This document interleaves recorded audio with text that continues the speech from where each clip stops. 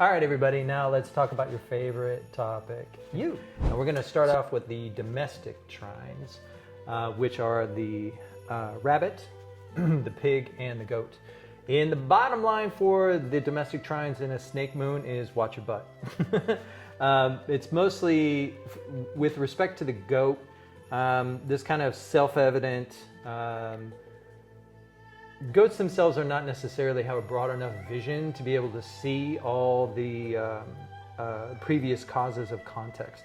Now, previous causes of context is really what the snake is bringing to the surface, and the goat's very idealistic. So they're going to be most likely be in a place of like, wait, you know, they're trying to react instead of plan. So they're more disabled from their capacity to be proactive this moon. So they're going to be more reactive this moon, which isn't necessarily going to be the most comfortable place for them. As far as the rabbit is concerned, the rabbit is an earthly branch that I think is the one to watch this moon. There's the one to watch, and then there's the one to take care of. So the ones that do relatively well, and the ones that are maybe challenged this moon. The rabbit is the one, I'm kind of going on a limb here, saying that they're the ones to watch this moon because there's ultimate levels of discretion that are available to the rabbit. So they can kind of see things coming if they're able to hang back and be in a place of observance. If they're really trying to rush forward, then I revise my.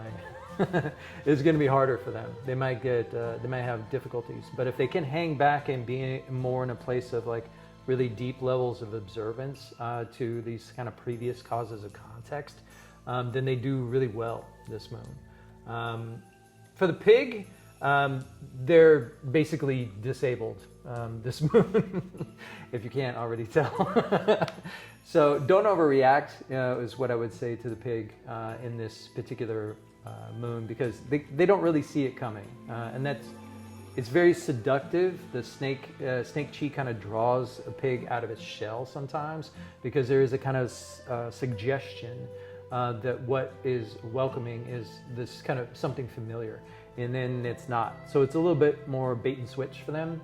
And in the context of the snake year, snakes were cautioned not to necessarily wear their heart on their sleeve, to be a little bit more reluctant in how they engage with people, and to be in more familiar places. That's very, very true in this particular snake moon. So they shouldn't necessarily overshare, because that's very available for them, but you're just going to feel awkward.